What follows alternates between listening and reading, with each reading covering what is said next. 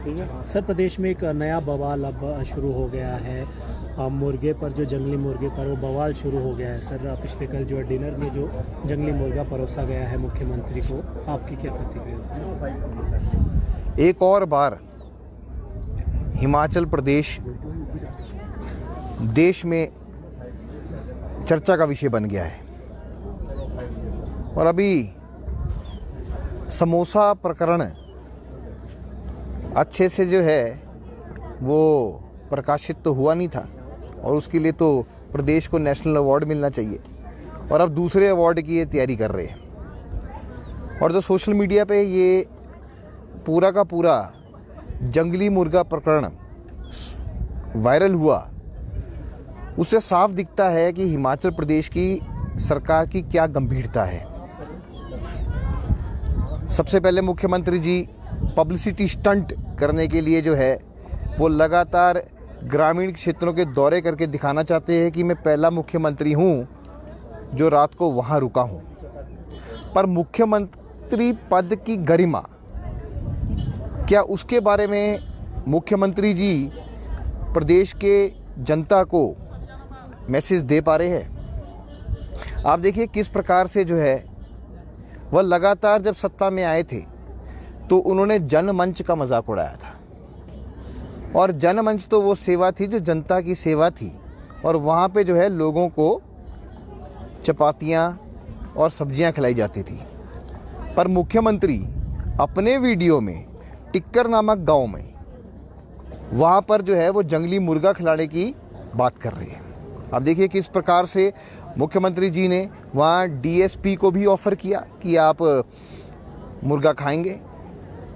उसके बाद धनीराम शांडिल जी उनके साथ बैठे थे, उनको बोला जंगली मुर्गा खाइए, और उसके बाद बोले खिमटा जी आप तो खा ही लीजिए, आप तो खाते ही होंगे। तो इस प्रकार का जो वीडियो वायरल हुआ है उससे हिमाचल प्रदेश के मुख्यमंत्री पद की क्या गरिमा रही है और उसके ऊपर क्या चर्चा पूरे हिमाचल प्रदेश में आज की डेट में हो रही है। एक बार फिर हिमाचल प्रदेश जो है वो चर्चा का विषय बन गया है, और वो भी मजाक और हंसी का पात्र बन के रह गया है। ऐसे प्रकरण जो है वो शर्मसार है। और ख़ासकर जब हम हिमाचल प्रदेश को देवभूमि कहते हैं, जहाँ देवताओं को पूजनीय माना जाता है, जानवरों को पूजनीय माना जाता है, उसके ऊपर इस प्रकार की टिप्पणी, और वो भी गांव में किसी के घर पर। इसके उपरांत वाइल्ड लाइफ प्रोटेक्शन एक्ट का मैं यहाँ जिक्र करना चाहूँगा कि वाइल्ड लाइफ प्रोटेक्शन एक्ट 1972 में बना था और 2022-23 में संशोधित हुआ था। उसमें साफ लिखा है कि जंगली मुर्गा एक शेड्यूल्ड कैटेगरी बर्ड है, उसका शिकार नहीं किया जा सकता, जहाँ की प्रदेश में जो है शिकार पर प्रतिबंध लगा हुआ है। और आप वहाँ पर सरकारी मेन्यू में आप प्रकाशित करते हैं कि जंगली मुर्गा मेन्यू में डिनर में चीफ गेस्ट को और लोगों को दिया जाएगा।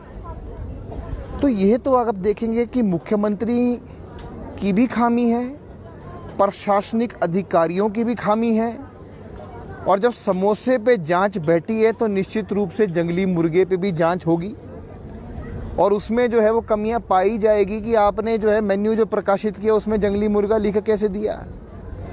तो एक के बाद एक ऐसी घटनाएं हो रही है जिससे हिमाचल प्रदेश लगातार जो है वो शर्मसार हो रहा है, और हिमाचल के लिए ठीक बात नहीं है। तो मेरा मानना ये है कि मुख्यमंत्री को इसमें कड़ा से कड़ा संज्ञान लेना चाहिए।